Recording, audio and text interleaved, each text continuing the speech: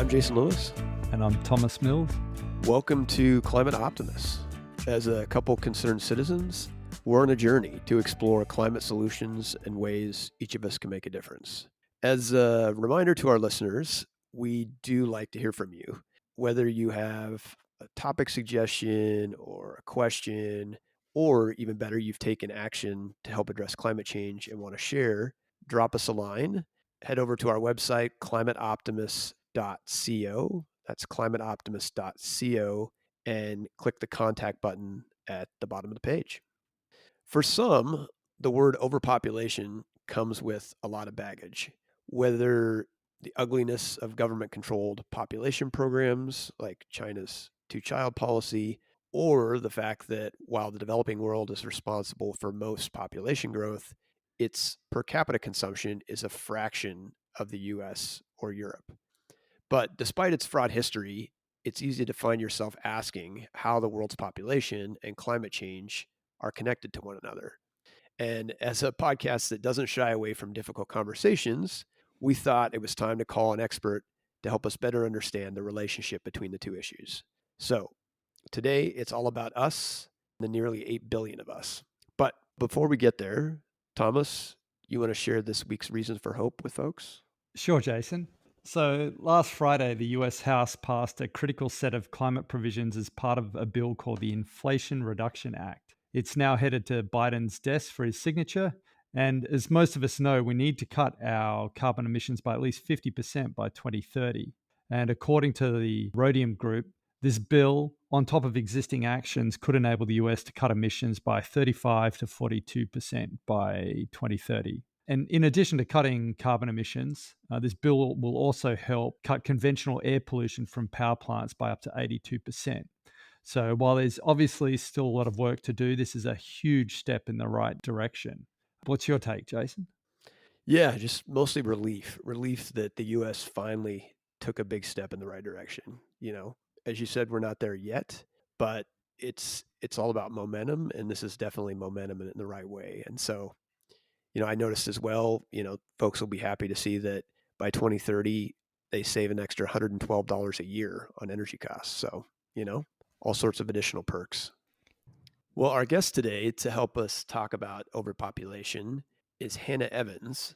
Hannah is a senior analyst at an organization called Population Connection that focuses on helping stabilize world population at a level that's sustainable with the Earth's resources through education and advocacy. A good mission for sure. Her work investigates how population dynamics intersect with global social, political, economic, and environmental systems, and advocates for solutions that combat both climate change and societal injustices, both things we care about as well. Before joining Population Connection, Hannah worked as an adjunct professor of women's studies and taught classes on gender, science, and feminist theory. She holds her BA in environmental policy and natural resource conservation and political science, and a master's degree in political ecology from San Diego State University. Super excited to have her on the pod today.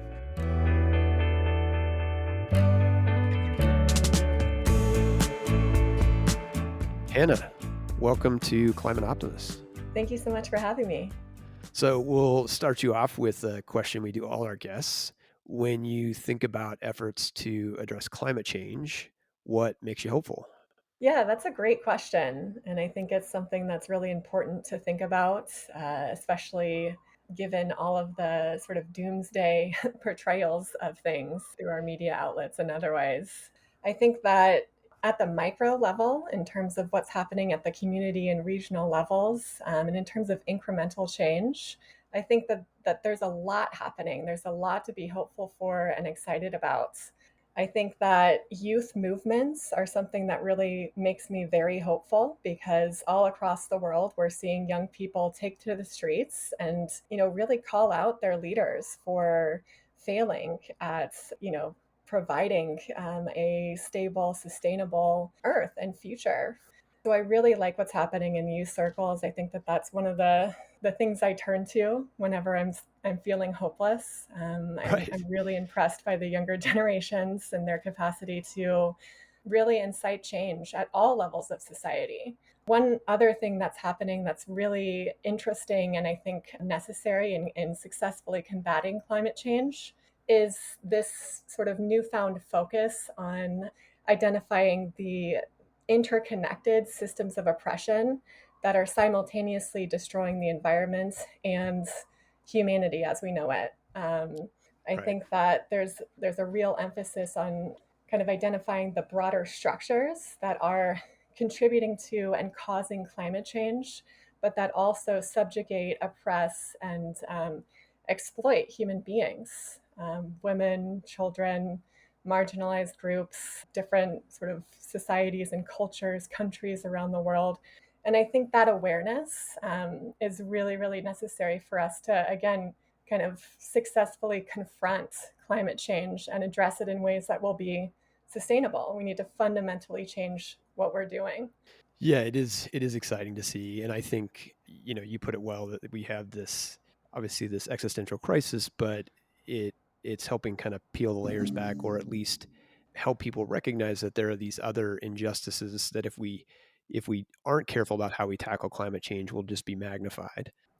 Well, since we're going to be talking about population growth, I wanted to ask you how you found your way to your role at Population Connection.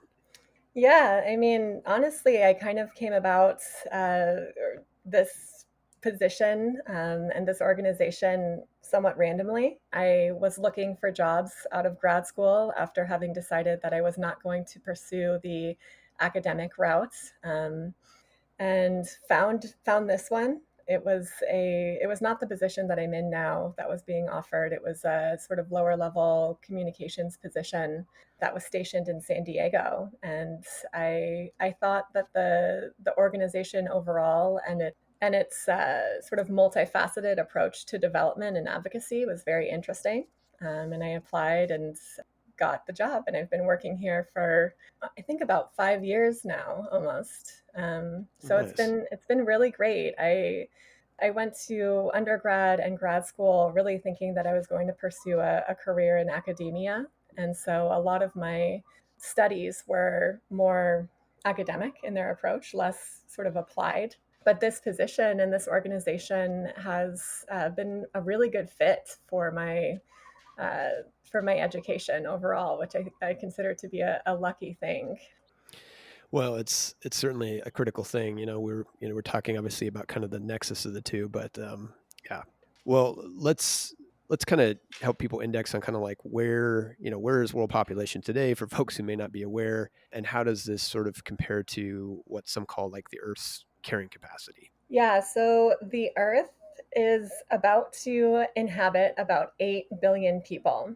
The UN's recent estimates for population projections, which came out a couple weeks ago actually, project that there's going to be 8 billion people on the planet likely by November of this year, which is a truly incredible milestone. I think that for most people, myself included, even conceptualizing the number 1 billion is like almost unfathomable. Now we've got almost 8 billion people on the planet.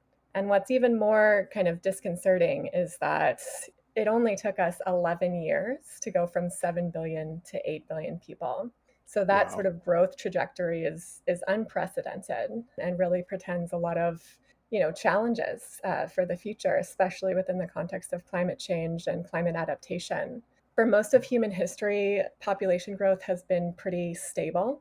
Death rates have been really high in accordance with high fertility rates, which has created a really sort of stabilized and not very quickly growing dynamic. Following the Industrial Revolution in the 1800s, death rates fell really significantly, primarily because of large scale advancements in like public health, technology, food production, and so on.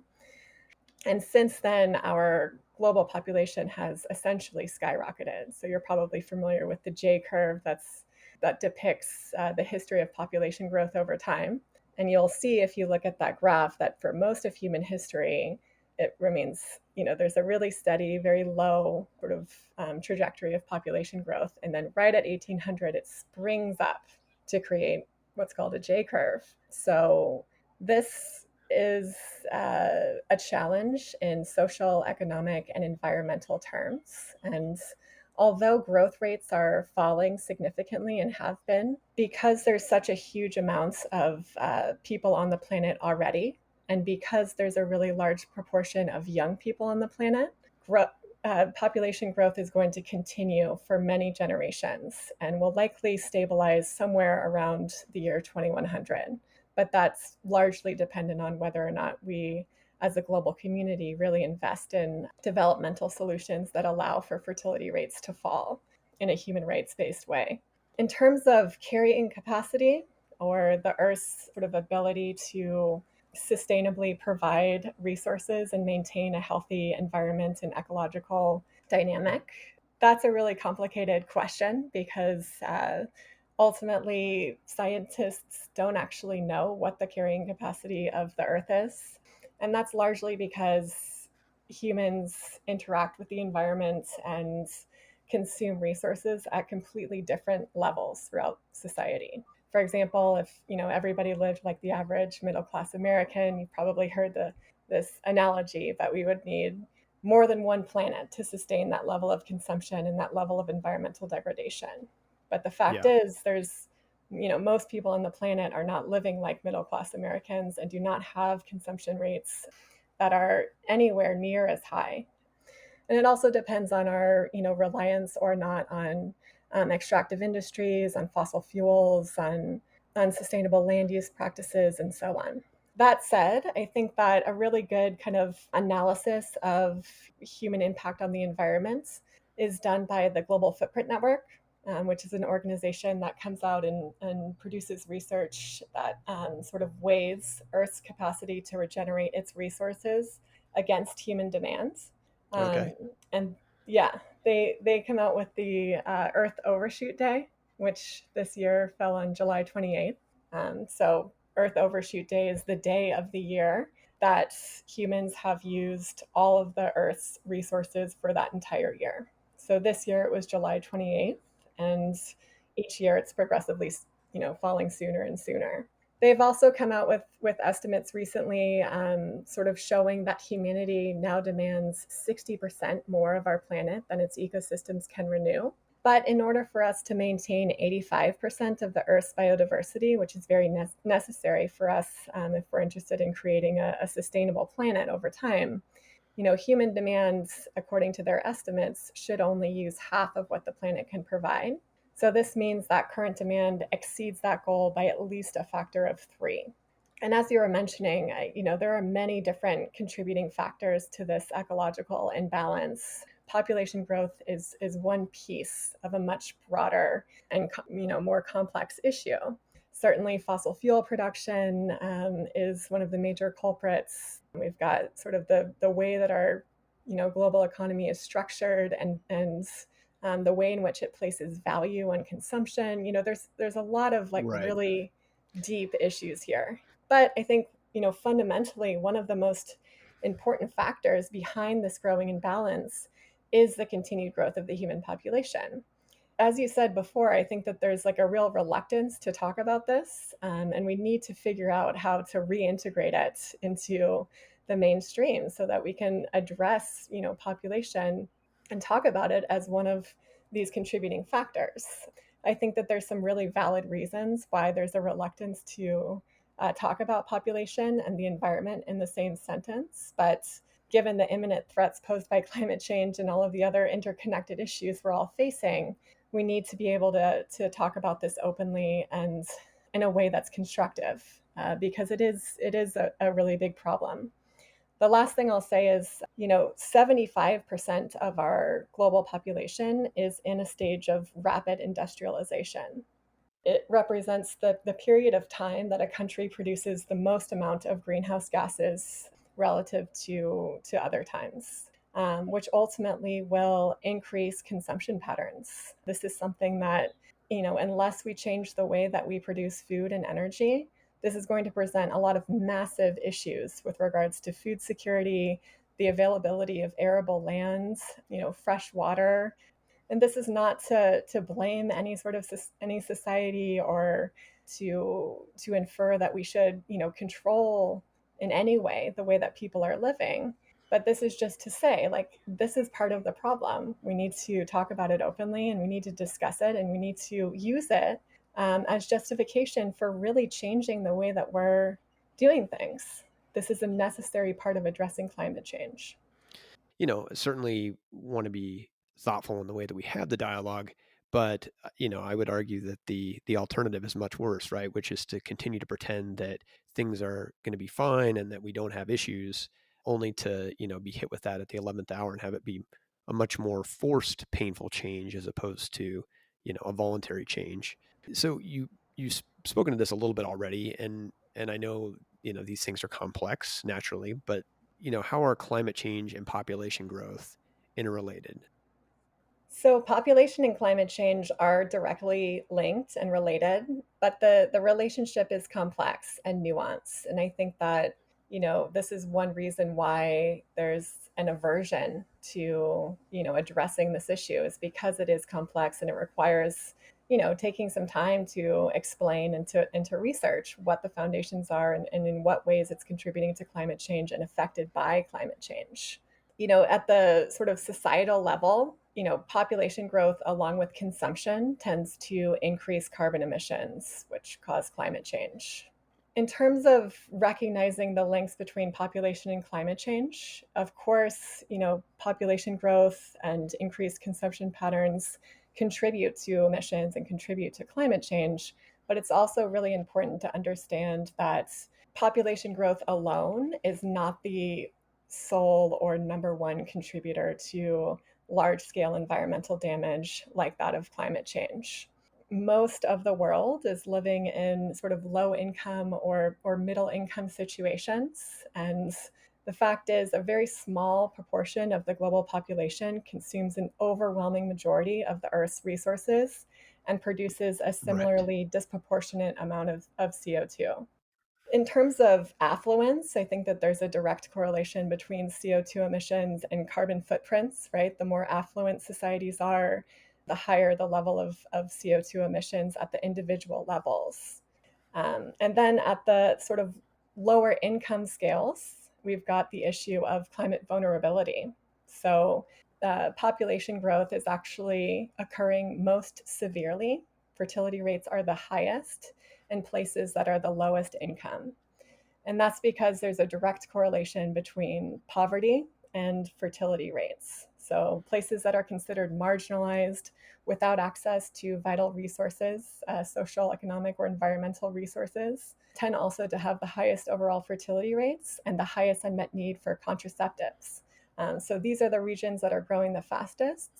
And in many cases, they're also the most vulnerable to climate change. So, there's a really complex relationship. Obviously, population is intimately related to climate change, but I think it's best when to analyze this according to socioeconomic status throughout the Right. world. Yeah, and we've certainly with our listeners talked on many episodes about how when you talk about per capita emissions, it's very different. When you look at countries that are poor, less developed than Europe and the United States, Australia. So this is the part where I think some people are thinking, "Oh my gosh, one more thing, to worry about and to be depressed about." So yes, a serious problem and one that we all should be aware of. But wondering if you could talk about, some of the solutions that are out there and maybe even success stories in terms of being able to shift those fertility trends in a way that are more sustainable. At the broader levels, our organization works to highlight the vital role that women's empowerment and education and healthcare, specifically for women and girls throughout the world, can play in helping not only climate adaptation and resilience building, but also mitigation efforts. Right now, there's hundreds of millions of girls who are denied access to basic primary school and education. That yields much higher fertility rates overall. Aside from being a massive human rights violation, it often results in girls marrying earlier, having children from younger ages, and in more numbers overall than would otherwise be the case if they were educated. In addition to that, education provides increased opportunity for economic development, and really helps people transcend poverty, which is another way of slowing population growth. As women gain access to vital resources like education, like healthcare, including family planning, like economic opportunity, if they gain access to natural resources like arable lands, those are all precursors for lower fertility rates overall. And that's because whenever women are empowered to make their own decisions about the jobs that they want to pursue, about the education that they obtain, and so on, then they often choose to have fewer children, and the children they do have are healthier overall. So we as an organization really work to make these connections visible throughout the world, and we also advocate for increased US funding for family planning programs internationally. Whenever women have access to the full range of reproductive health care, they can successfully make the very fundamental human right decision of when, whether, and with whom to become pregnant. That yields drastic results with regards to slowing population growth, with regards to women's empowerment and societal advancements overall. In addition to that, it's very clear that, at the fundamental levels, we have to change the way that we are doing things. Our global economic system that relies on fossil fuel production and that views growth through consumption has to change. But there's a lot of solutions out there that are available to us if we just look. So that's hopeful, and something that I try to remind myself of whenever I become uh, sort of depressed about the current state of things. Right. Yeah, I mean, it is a good reminder. So when I'm hearing you talk about solutions for, population growth, it sounds like women's education or girls' education is first and foremost. It sounds like, in conjunction with that, providing access to family planning. And then, I'm hearing, gender equality and addressing poverty. Um, are there places that have done that well? That's a good question. I think that there are several countries that have really invested very heavily in education, and in particular family planning, voluntary family planning. Places like Thailand, places like Bangladesh, Uganda, and Rwanda come to mind, in particular as being really great models for slowing population growth through rights-based advancements in healthcare and education. I think that there are movements all across the world to kind of better establish gender equality, but this is still a really ongoing issue, and something that's like very heavily embedded within our social, political, and economic structures, to the extent that some would call it endemic to capitalist production and expansion. That's not to say that it's insurmountable, but I think that it's a challenge that countries all over the world are facing, despite their socioeconomic status or their level of development. So, with any, topic and we're talking about solutions, we always try to want to give our listeners opportunities to get engaged, especially if it's something that resonates for them. So, wanted to ask you, for folks who especially are in the developed world, what can we do as individuals to contribute to the solutions you just mentioned?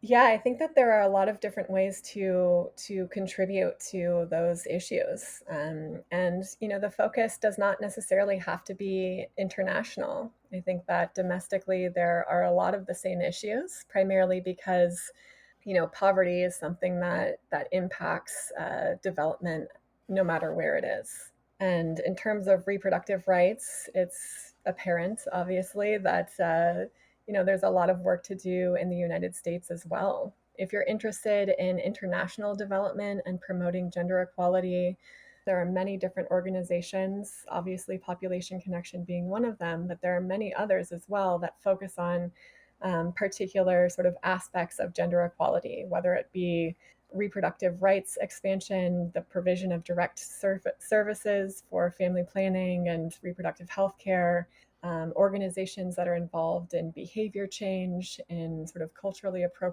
appropriate developmental solutions that work to confront the cultural barriers to having smaller families and slowing population growth through reduced fertility. So it's about really figuring out what it is that you're most passionate about, and figuring out the ways in which you want to approach making an impact on this planet. Yeah, I like that. It's a great call to action. Yeah, just great to hear you, in a way sort of say to folks, "Hey, find what, you feel passionate about and focus your energy there." So as we're having this conversation about, family planning and reducing fertility rates, et cetera, I'm hearing you use the word voluntary, over and over again, and can't help but think of, countries that have taken an approach that is not a voluntary one, and just wanted to kind of, get your thoughts on that. Yes, that's a really important discussion and talking point whenever we're looking at the connections between population and the environment. And I'm glad that you brought this up, because it reminds me of another kind of point of resistance against talking about population, which is that globally speaking, the world's poorest populations are growing the fastest, but they have little to no environmental impact. And in the 1960s, whenever there was a lot more sort of mainstream attention that was focused on the impacts of population growth, the sort of mainstream understanding of things was that population growth was going to lead to mass famine, was going to lead to natural resource degradation to the extent that humanity was going to become extinct. It was like this apocalyptic portrayal of the effects, the direct effects of rapid population growth. And of course, rapid population growth was occurring in these poor industrializing places that are not contributing at all to large scale environmental degradation. Um, and out of that sort of way of thinking came a lot of the sort of coercive population policies and justifications. And so the response to all of that, in the 80s and 90s and into today, has been to say there's absolutely no justification for talking about population growth as an environmental issue. And we're not going, organizations have taken population off of their agendas, environmental organizations in particular, and it's all been in an effort to identify these really sort of contentious and fraught histories related to population growth and coercive agendas. But again, there's a way to talk about population growth and its effects on the environment and on societies and on economies in ways that promote rather than sort of subjugate human rights. And that's kind of what our focus is and has been. So I didn't appreciate that history that you just articulated, and the fact that there was this very sort of damaging dialogue, it sounds like, that led to or contributed to the reality today. Whereas, but that certainly makes sense, and I think it's good to hear, you talk about the fact that there is an opportunity to have that dialogue. It just needs to be done thoughtfully in a way that helps, not hurts these countries that are already struggling with so much. Yeah, absolutely. I think that it's really important to understand the history of population as it relates to the environment, as it relates to population control measures, as it has evolved over time. But now it is fundamentally rooted in rights and empowerment for people, the planet, and our society. I think that we need to again figure out ways to talk about population and its links to various societal issues, because we don't have the luxury not to, and we're running out of time to be able to address the climate crisis in a way that's going to save millions and billions of lives. We need to be looking at this and approaching it with the urgency it deserves. Well, thanks again, Hannah, for taking the time to come on and educate us on a very complex, but nonetheless a very critical topic that we all would benefit from knowing more about. Certainly learned a lot myself, and Yeah, I think, learning is the first step, right? You have to have that awareness before you can take action on a problem. So thank you. Thank you so much for having me. It was a real pleasure to get to talk to you and to tease out these issues.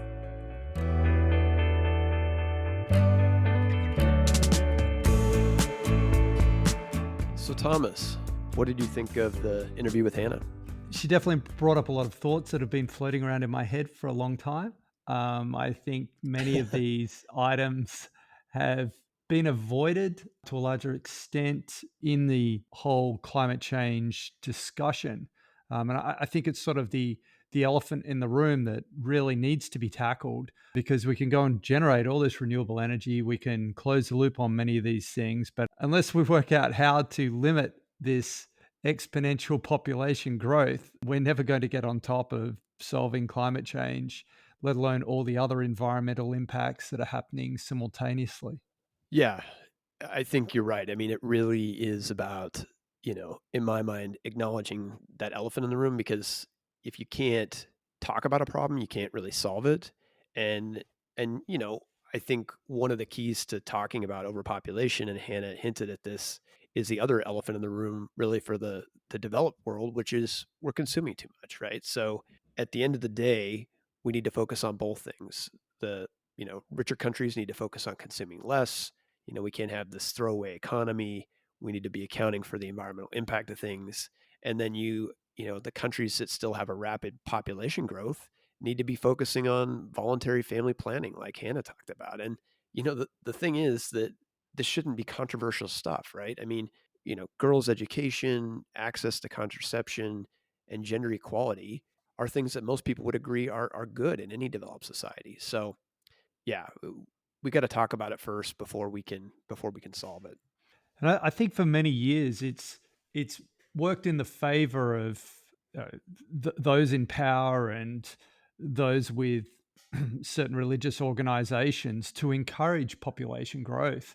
Um, but that only benefits you to a certain point. There eventually gets a point where the Ponzi scheme of population growth finally implodes, and we've seen this at a historic level, well, quite a number of times. If you look back through history at what happened at Easter Island, and previous Mayan civilizations, and the ancient civilizations in North Africa, where we pushed the local resources to breaking point because of population growth. And then finally, the population collapses. So we're sort of now doing that at a global level. So if we can get ahead of the curve and get the population under control before the environment forces us to collapse, then everybody's life in the long term becomes a lot more palatable rather than having these things forced upon us. Indeed. I mean, obviously climate change and overpopulation are linked in many different ways, but you look at what's going on right now globally in terms of food supply shortages with having the war in Ukraine, and that's only going to get worse with climate change. So we're going to have more and more volatility in our food supply. And if at the same time our population continues this rapid growth, it's only going to be a matter of time before Mother Nature intervenes. And that's going to be a lot more pain and suffering associated with it. So yeah, I agree. We need to be able to get ahead of the curve and do this the right way. And for those that, you know, like to talk about the fact that the declining fertility rate is going to cause a massive population implosion, I take cases like Japan, where basically the population's really not increased since about the 1990s. And in 2008, the population peaked at around 128 million people. Is now back to about 123 million people. I mean, they're not running around on the streets, and it hasn't turned into complete anarchy, and the whole society hasn't collapsed, right? It gives you this opportunity for, I mean, we can even do a managed retreat from certain sections of the globe where we've been pushing it too hard. We've been applying agricultural principles that are totally unsustainable. I mean, we take the case right now in Turkey, where they've got thousands of sinkholes opening up across all their agricultural land, which is swallowing entire buildings because they've sucked their aquifers dry.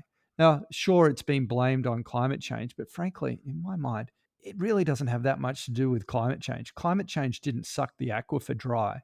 We suck the aquifer dry because we need to suck all that water out to grow crops that shouldn't have been grown in that type of country to feed an ever increasing population. So I think it's one of these things where we can either get ahead of the curve and we can do the right thing by the environment and do the right thing by civilization in the long run and live in a more sustainable manner, or we can have it forced upon us. Yeah, I think I'm with you, Thomas. I definitely like the voluntary retreat over the forced one. And I think folks probably heard it when Hannah mentioned it, but there's a day called Earth Overshoot Day, which is tied to kind of the Earth's ecological footprint and sort of a measure of sustainability, where basically it looks at human consumption versus kind of what the planet can replenish. And while there may be some critics about the accuracy of the model, the bottom line is the trend is in the wrong direction.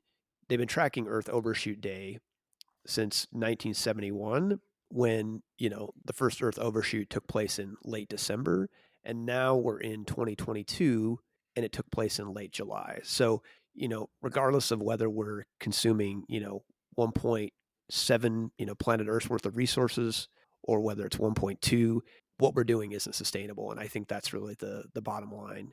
And I guess it really leads into the basic question of what can we do. And the beauty is, as Hannah pointed out, there's a ton of options here. Whether you're passionate about women's choice or girls' education or access to family planning.